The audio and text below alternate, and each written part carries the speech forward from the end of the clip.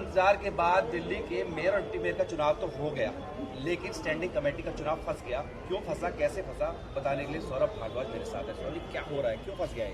देखिए, भारतीय जनता पार्टी की नीयत पहले दिन से खराब है। वो दिल्ली के अंदर एमसीडी की जो सरकार है उसकी बागडोर दिल्ली के लोगों के हाथ में नहीं देना चाहते। अभी पिछले 2 घंटे से हमारी जो नवनिर्वाचित मेयर है, पहली बार वो पार्षद बनी, पहली बार मेयर बनी है, उनका सहयोग करने के बजाय भारतीय जनता पार्टी के पार्षद खूब हंगामा कर रहे हैं। मोबाइल को लेकर क्या हंगामा है? वो कह रहे हैं कि साहब कोई मोबाइल लेके वोट ना डाले। एक बात बताइए, अभी एमसीडी के चुनाव हुए हैं, इलेक्शन कमीशन ने कहा कि आप चाहें तो अपना मोबाइल अपने साथ ले जा सकते हैं। कहा इलेक्शन कमीशन ने, सबको मालूम है। ये इलेक्शन कमीशन से भी ज्यादा बड़े हो गए हैं कि साहब मोबाइल ले गया कोई। अच्छा, इनकी बात भी मान ली कि अब मोबाइल नहीं ले जाएंगे, बैठिए सीट पे, बैठ गए और 5 मिनट बाद दोबारा आ गए, क्योंकि भारतीय जनता पार्टी की आला कमान से इनको दोबारा कह दिया कि नहीं हंगामा करो। अब जब इनकी बात मान ली, आप ही कह रहे प्लेनरी में हो रहा है, पूरा प्लान है, पूरी की स्क्रिप्ट जो है वो यहीं पे जो है भारतीय जनता पार्टी के मुख्यालय पे लिखी गई है। अब इनकी बात मानने के बावजूद ये कह रहे हैं अब चुनाव नहीं होने देंगे। क्यों नहीं होने देंगे भाई? कह रहे हैं जो 45 वोट डल गए उनको वोट जो है उनको 2 वोट दोबारा डलवाओ। ये कैसे संभव है?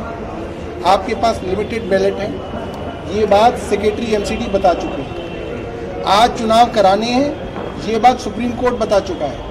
आज चुनाव नहीं हुए तो इसका सारा का सारा जो कंटेम्प्ट है, ये पूरी जो अवमानना है, ये भारतीय जनता पार्टी के उन पार्षदों के ऊपर है जो लोग हंगामा कर रहे हैं। हम सुप्रीम कोर्ट के आगे वचनबद्ध हैं, हमें चुनाव कराना है और दिल्ली को चुनी हुई स्टैंडिंग कमेटी देनी है। भारतीय जनता पार्टी सिर्फ हार के डर से भाग रही है। पिछले कई महीनों से क्या कह रहे थे वो, हमारा मेयर बनेगा, हमारा डिप्टी मेयर बनेगा, बना उनका नहीं बना, हार गए वो।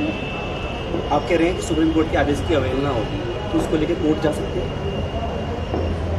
देखिए, कोर्ट तो हर मामले में आखिरी विकल्प है, क्योंकि और कोई इंस्टीट्यूशन तो हिंदुस्तान में बचा नहीं जहां पे हम न्यूट्रलिटी की या कॉन्स्टिट्यूशन को अपहोल्ड करने की कोई गुंजाइश समझें। तो कोर्ट एक आखिरी विकल्प है, मगर क्योंकि कोर्ट ने ऑर्डर दिया हुआ है, मेयर साहिबा अपने कुर्सी पे बैठी हुई हैं, तो वो अपने विवेक से मुझे लगता है हाउस चलाएंगी और इस बार जो है चुनाव को कराएंगे। बीजेपी के कुछ नेता दावा कर रहे हैं कि 9 आपके जो पार्षद है क्रॉस वोटिंग उन्होंने की। अब देखिए, भारतीय जनता पार्टी की पूरी राजनीति इन्हीं छोटे छोटे खेलों के इर्द गिर्द घूमती रहती है। भारतीय जनता पार्टी क्या कह रही थी? वो पिछले 80 दिन से ये कह रहे थे कि साहब आम आदमी पार्टी डर गई है, इसलिए आम आदमी पार्टी वोट नहीं करा रही है।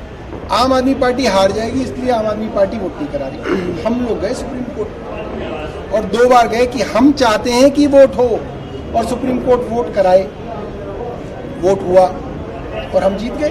कहाँ गए भारतीय जनता पार्टी के वो दावे कि मेयर उनका बनेगा, डिप्टी मेयर उनका बनेगा? वो तो बुरी तरह हार गए। अब ये सब छोटी छोटी चीज़ें, कितने वोट इनवैलिड हुए, कितने कैंसिल हुए, कौन आया कौन नहीं आया, ये तो सब छोटी छोटी बातें हैं। इनका सर्टिफिकेट अगर भारतीय जनता पार्टी चाहती है तो लटका ले अपने मुख्यालय में। मोटी बात यह है कि मेयर आम आदमी पार्टी की बन गई, डिप्टी मेयर आम आदमी पार्टी का बन गया, स्टैंडिंग कमेटी आम आदमी पार्टी की बनेगी। उम्मीद क्या है? पूरी उम्मीद है, चाहे इनको पूरी रात बैठना पड़े, चुनाव हम कराएंगे। आखिरी सवाल, एलजी और मुख्यमंत्री की ट्विटर वॉर चल रही है, उसके का विषय है दिल्ली के लॉ एंड ऑर्डर। देखिए, दिल्ली का लॉ एंड ऑर्डर पिछले कई महीनों से बहुत खराब होता जा रहा है।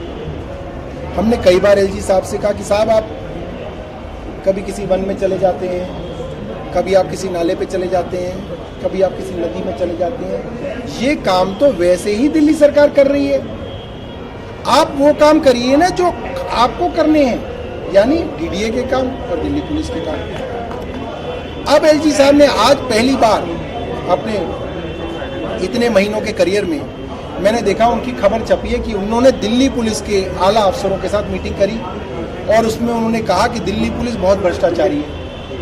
तो ये तो कोई नई बात नहीं है। 9 महीने से एलजी साहब यहाँ पे हैं, उन्हें नहीं पता कि दिल्ली पुलिस में कितना भ्रष्टाचार है। हम जानना चाहते हैं उनसे कि पिछले 9 महीने में कितने आईपीएस अफसरों के ऊपर भ्रष्टाचार को लेकर एलजी साहब ने कार्रवाई करी। एलजी साहब बताएं। दिल्ली के अंदर अगर वो ये कह रहे हैं कि मैं हर हफ्ते पुलिस के अधिकारियों से मीटिंग करता हूं, बड़ी अच्छी बात है, तो जब कंझावला में हमारी बहन को 20 किलोमीटर निर्वस्त्र न्यू ईयर ईव पे घसीटा गया, एलजी साहब कहाँ थे? और जब पुलिस के डीसीपी उन आरोपियों की वकालत करते हुए उनको क्लीन चिट दे रहे थे तो उन्होंने अब तक डीसीपी के ऊपर क्यों कार्रवाई नहीं की? दिल्ली के अंदर हर हफ्ते मर्डर हो रहे हैं, गैंग वॉर हो रही है, लूटपाट हो रही है, लोगों के घर में घुस के बुजुर्गों की हत्या करके लूटपाट हो जाती है। एलजी साहब क्या कर रहे हैं? एलजी साहब बताएं कि उनके 9 महीने के कार्यकाल में दिल्ली में जो पूरी की पूरी कानून व्यवस्था चरमरा गई है, खराब हो गई है, उसके कौन लोग जिम्मेदार हैं और उनके ऊपर एलजी साहब ने क्या कार्रवाई की? दिल्ली के लोग ये जानना चाहते हैं उनसे। बिल्कुल, आप कितना समय लगे चुनाव करा के लौटेंगे? आज चाहे पूरी रात भारतीय जनता पार्टी के भाजपाइयों को बैठना पड़े, हम ये चुनाव करा के ही रहेंगे। तो बिल्कुल देखिए, कई घंटे से